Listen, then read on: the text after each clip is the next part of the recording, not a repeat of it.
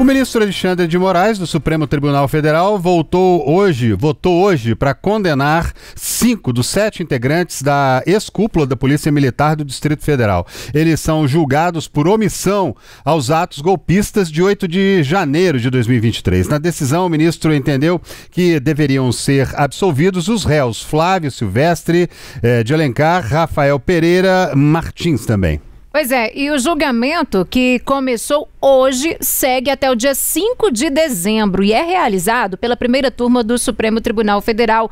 Moraes também votou pela perda de cargos públicos dos 5 réus. Para sustentar o voto, Moraes usou mensagens, depoimentos, fez comparações entre os planos da cúpula da Polícia Militar do Distrito Federal e medidas padrões que deveriam ter sido adotadas. O ministro vê condutas omissivas de contribuição relevante para o 8 de janeiro. Aponta ausência técnica e também conformação psicológica com risco. Segundo Moraes, não houve só falhas pontuais, também houve outros problemas envolvendo riscos potenciais. Pois é, o ministro pediu condenação dos 5 réus pelos crimes de tentativa de abolição violenta do Estado Democrático de Direito, golpe de Estado, também dano qualificado pela violência e grave ameaça contra o patrimônio da União. E ainda considerável prejuízo aí para a vítima e deterioração de patrimônio tombado. Bom, vamos ver na tela quem são, portanto, esses aí que foram condenados, de certa forma receberam voto pela condenação do ministro Alexandre de Moraes. Então nós temos ali o Fábio Augusto Vieira, comandante-geral da Polícia Militar do Distrito Federal, à época dos fatos, esse era o cargo dele. O Clepter Rosa Gonçalves, à época, né, subcomandante aí geral. O Jorge Eduardo Barreto Naime, coronel da Polícia Militar do Distrito Federal. O Paulo José Ferreira de Souza Bezerra, coronel da Polícia Militar do Distrito Federal. E também o Marcelo Casimiro Vasconcelos, coronel da Polícia Militar do Distrito Federal. Portanto, são estes aí que receberam voto pela condenação do ministro Alexandre de Moraes. Os 7 réus estão em liberdade provisória e utilizam tornozeleiras eletrônicas como medida cautelar imposta pela Justiça. Além disso, eles não podem sair da cidade e devem ficar em casa à noite e nos fins de semana com a tornozeleira eletrônica. Devem se apresentar à Justiça toda segunda-feira. Estão proibidos de sair do nosso país. Documentos de porte de arma e também registros de atividades com armas foram suspensos. Eles ainda estão proibidos de usar redes sociais e não podem ter contato com outros investigados. Pois é, segundo a acusação da Procuradoria-Geral da República, os comandantes não reforçaram o policiamento, não impediram a invasão e não atuaram para conter aí o tumulto, o que teria facilitado a ação desses grupos golpistas. Os policiais também respondem por crimes atribuídos a acusados de participação nos atos de 8 de janeiro. Isso porque a lei penal brasileira permite a punição não apenas por ações, mas por omissões. Ana Paula Ramos, o que é que diz a defesa dos acusados, hein? As defesas dos acusados negam que tenha havido qualquer irregularidade, negam os crimes e também qualquer conduta irregular. Eles alegam também que não há provas e eles pedem a absolvição dos réus, André. Agora, Ana Paula, além de Moraes, os outros ministros da primeira turma, eles também vão votar, né? A tendência, na sua visão aí, é que eles acompanhem o voto de Moraes neste caso também? Isso, Síria. A tendência a partir de agora, nesses julgamentos relacionados ao 8 de janeiro e também à tentativa de golpe, é de que haja uma unanimidade na primeira turma, né? Após a saída do ministro Luiz Fux, que pediu para ir para a segunda turma depois da aposentadoria de Barroso. Síria.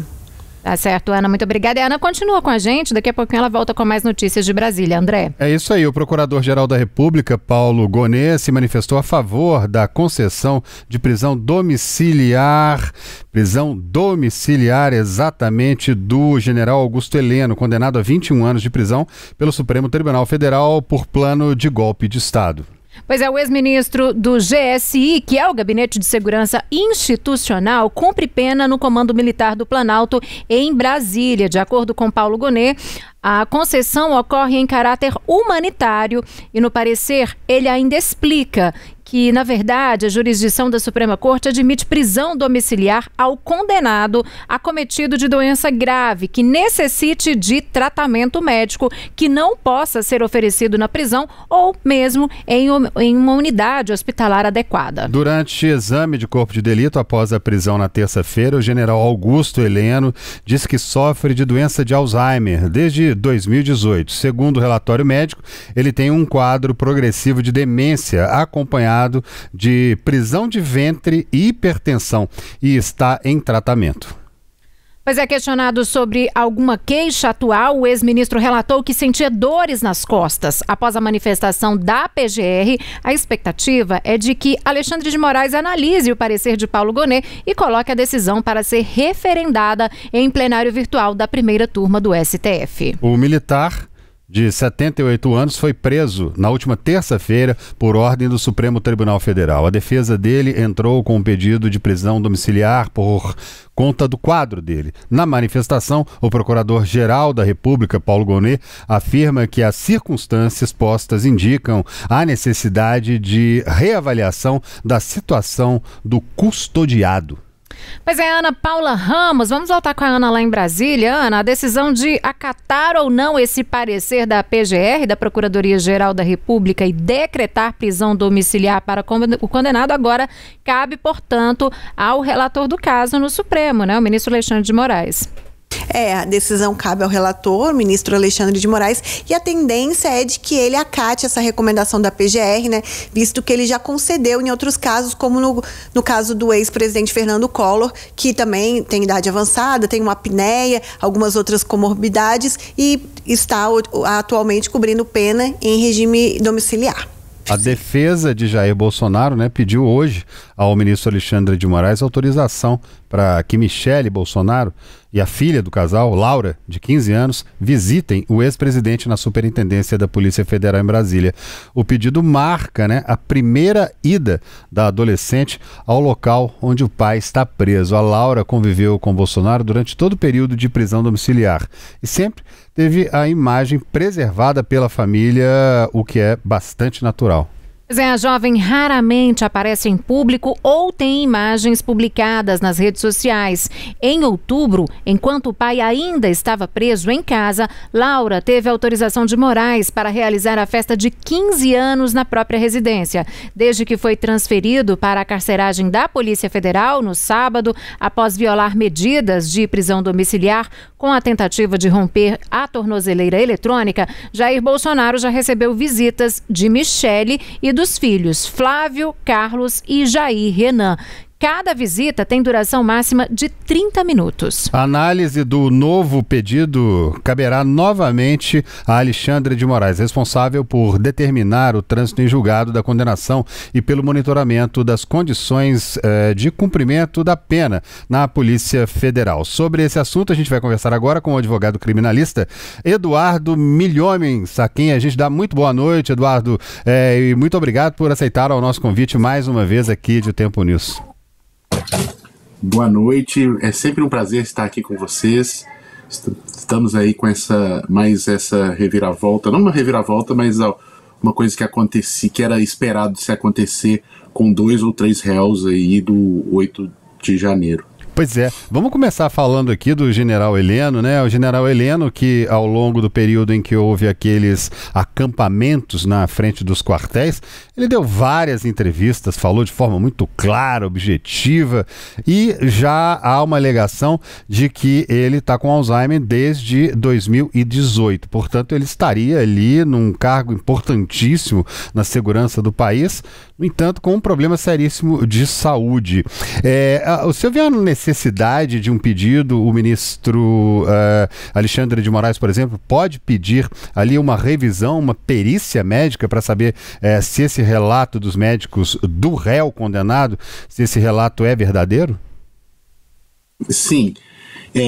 cabe ao juiz relator, no caso, ele controlar todas essas provas, e sempre que o STF decidiu sobre pedidos de prisão domiciliar, aquela prisão por saúde ou por idade, ele sempre quer um atestado médico e que esse atestado seja oficial. Mas o que parece que ele realmente teve um atestado quando ele foi conduzido para a prisão. Se faz um exame médico nele, em todo preso é feito esse exame, e ali nesse exame, então é um laudo oficial, através que a gente pode falar um laudo indireto, que ele olha os exames dos outros médicos, mas o perito oficial, o médico oficial, ele fala, olha, existe realmente essa doença, e essa doença é uma doença grave, é uma doença degenerativa, e aí que está indicando o artigo 117 da Lei de Execuções Penais a ser aplicado no caso. Agora, doutor, falando dessa questão das visitas que a gente trouxe por último aí, a esse pedido de que Michele Bolsonaro, ex-primeira-dama, e a filha do casal de 15 anos visite, né, o Jair Bolsonaro na Superintendência da Polícia Federal em Brasília. O que diz a lei nesse caso de visita para menores de idade?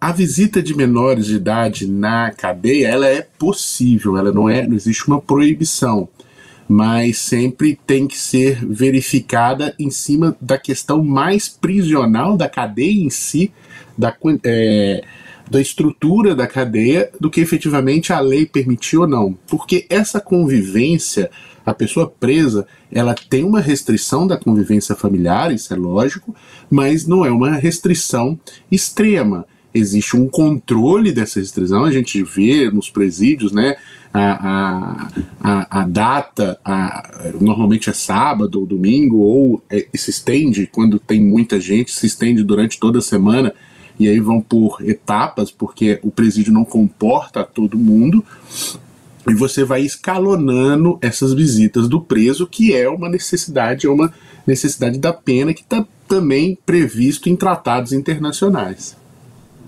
Agora, doutor, quando a gente fala aí desse caso que a gente trouxe desses militares, né, do Distrito Federal, que o ministro Alexandre de Moraes já votou pela condenação nesse caso, aí a gente traz algumas medidas também que foram impostas, né? Até então eles usavam tornozeleira eletrônica, deveriam se recolher domiciliarmente, eles foram proibidos também de usar as redes sociais. Essas restrições são comuns nesses casos, assim? E há algum ponto que chama a sua atenção? Sim, é comum nesses casos, mesmo na prisão domiciliar, que se tenha, né, essas tornozeleiras e essas questões. É comum se utilizar isso para qualquer pessoa que está ali cumprindo pena. É normal que isso seja usado. E efetivamente deve ser condizente com a aplicação da pena, que agora a gente está falando em pena. Não estamos mais falando de uma prisão preventiva. Agora, com a declaração do transjulgado do ministro Alexandre de Moraes, nós temos uma prisão pena. Pois o que um momento está sendo muito esperado também, foi muito esperado, foi essa condenação, o trânsito em julgado no caso de Jair Bolsonaro, que entra mais uma vez com esse pedido de prisão domiciliar, né, prisão ali para que ele fique em casa. O que a gente pode esperar de recursos depois do trânsito em julgado?